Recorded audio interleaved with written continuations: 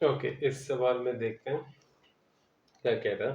Glycerine flows steadily through a horizontal tube of length 1.5 metre.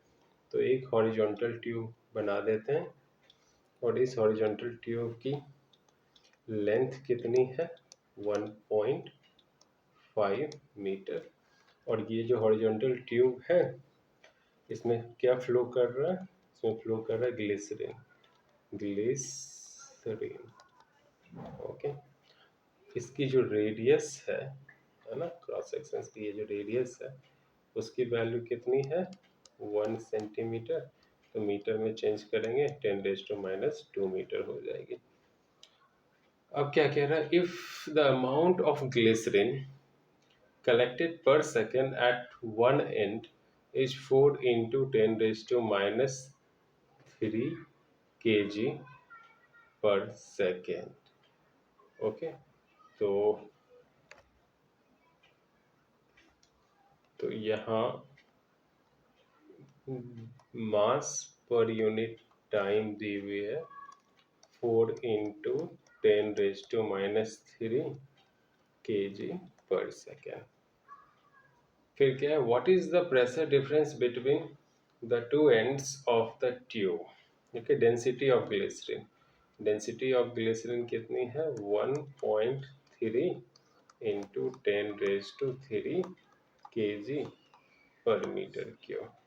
और viscosity जो है वो है 0.83 पास्कल सेकेंड, या इसको पॉइज से भी हम डिनोट कर सकते हैं विस्कोसिटी की यूनिट को, लेकिन ऐसा यूनिट क्या है पास्कल सेकेंड। पॉइजली के इक्वेशन से हमें पता है कि वॉल्यूम की जो फ्लो रेट है, वॉल्यूम फ्लो रेट है वो क्या होता है V/T equal to pi pressure difference R⁴ upon 8 eta. और ये लेंथ L क्या है, स्मॉल l लिखा हो लेकिन ये क्या है, यहाँ पे मैं स्मॉल l कर देता हूँ, length of the tube. Okay, but यहाँ वॉल्यूम है लेकिन हमारे पास क्या है ΔM/T। तो देखो mass by volume equal to क्या होती है डेंसिटी, है ना।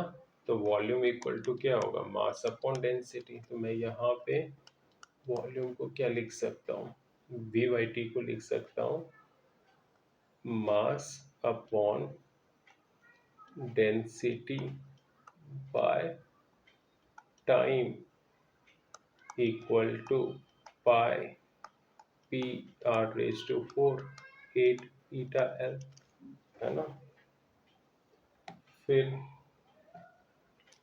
फिर देखो यहाँ डेल एम छोड़ो एम ही लिखता हूँ हर जगह। यहाँ m upon ρT equal to pi PR⁴ upon 8 eta L। तो प्रेशर क्या हो जाएगा m इंटू 8 ईटा L, थोड़ा और ऊपर ले लेते हैं, तो 8 eta L upon ρT upon pi R⁴ equal to P। So pressure equal to हो जाएगा 8 ईटा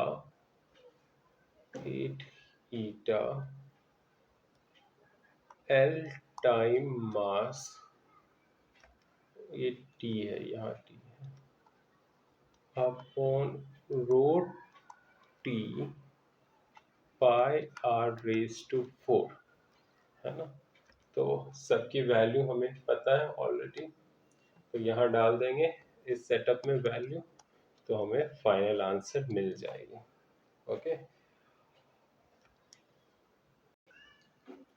इसी का क्वेश्चन सेकंड कहता है कि हमें पता लगाना है लेमिनार फ्लो है या टर्बुलेंट। तो इसके लिए क्या निकालना पड़ेगा रेनॉल्ड्स नंबर। और रेनॉल्ड्स नंबर आपको पता है क्या होगा rho into V into D upon eta. यहाँ याद रहे v क्या है, वेलोसिटी, ओके, वॉल्यूम में। तो डायमीटर क्या हो जाएगा, 2 टाइम रेडियस, डेंसिटी क्या पता ही है, ईटा पता ही, और वेलोसिटी हम फाइंड आउट कर लेंगे पिछले रिलेशंस में, तो हमें मिल जाएगी हाँ n की वैल्यू, और उससे पता चल जाएगा टर्बुलेंट है या फिर स्टडी।